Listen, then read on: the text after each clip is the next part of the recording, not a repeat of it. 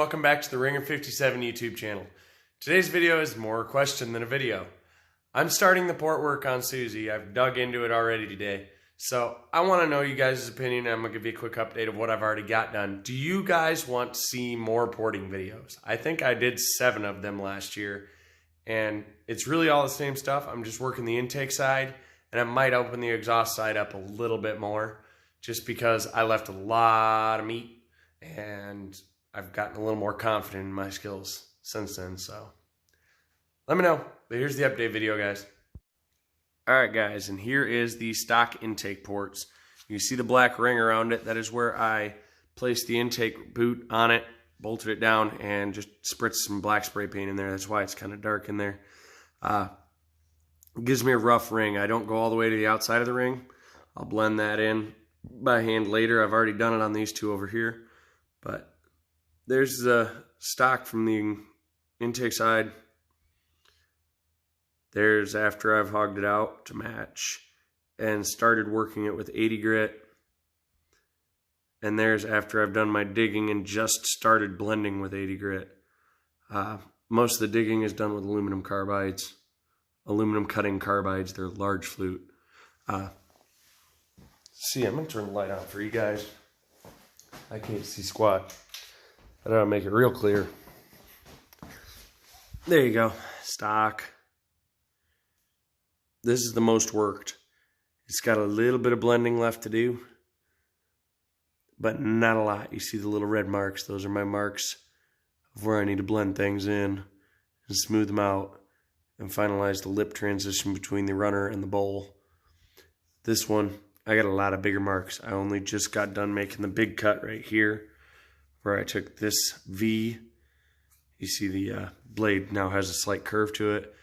That is because I opened it up much wider, much wider, and started bullet nosing my guides. They're not perfect yet. I gotta smooth them out. I took a boatload off of that wall and a buttload off of that top wall. Let's give you an example. There is this runner. Damn it, focus. Focus. Okay, this runner. The identical runner. Gives you an idea of how much I took out up in here. So, bull side. There's the bull stock. Okay. And there's after I've started digging at them. These still need a lot of blending. So bear with me, they don't look good. These are rough cut. There's a little bit of blending just started there. These I started blending. I need to go to a smaller roll to be able to get into the nooks and crannies a little bit better. And then of course my exhaust side looks the same as it did last year, just a little dirtier. I started cleaning that one out. I'll clean them, repolish them. Touch up the valves, and we'll go again. But that's what I'm working on, guys. I got a new freaking Dremel to replace the old one. I'm using the old one for the stuff that beats the tar out of the Dremels. Yeah, if you want to see footage, let me know. For now, I've got just all my abrasives and stuff that came in today. And then, of course, Play-Doh. We are going to be doing a valve piston clearance check because I did mill the head and the block, and they were already milled substantially before. So I'm going to use a used base gasket, used head gasket for that. That'll tell me if the same exact gaskets will work. They won't seal, but they'll give me the thickness, and I'll use my used studs. We are ordering new studs, new nuts, new O-rings, new head gasket, base gasket, valve cover gasket, valve seals, rings, and wrist pins again. Those wrist pins, they just don't seem to like the oiling of the stock rods. I don't know what to do to improve that. If anyone has any tips for improving the stock connecting rods oiling capability, let me know. I'll check into it, talk to some other people, see what they think too.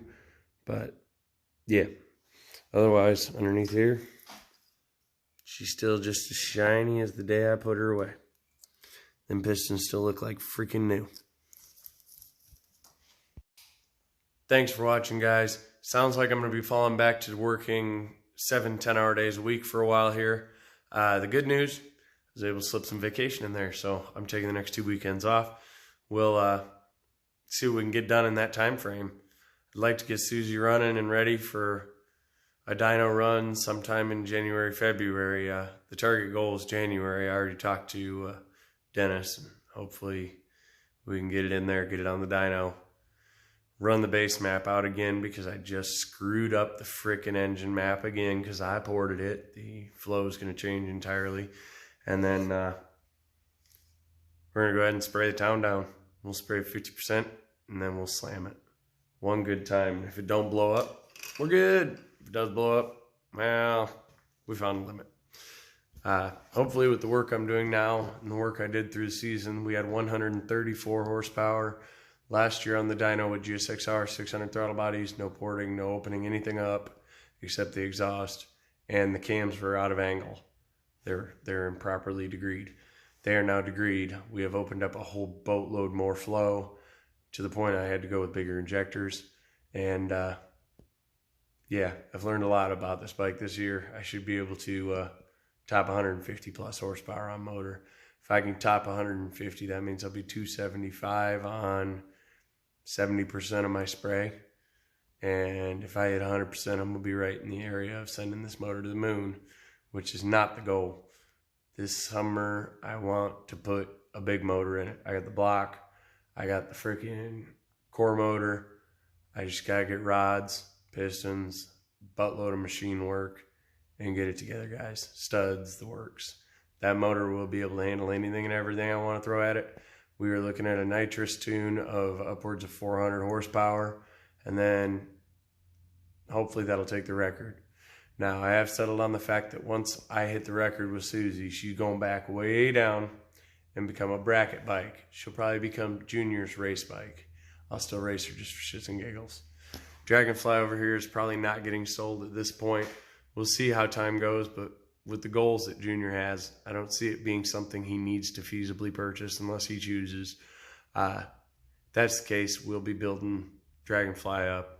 I know this winter, before next season's Dragonfly is getting stretched, we'll put the clutch mod back in it with a little lighter springs than we had the last time. They kind of sucked.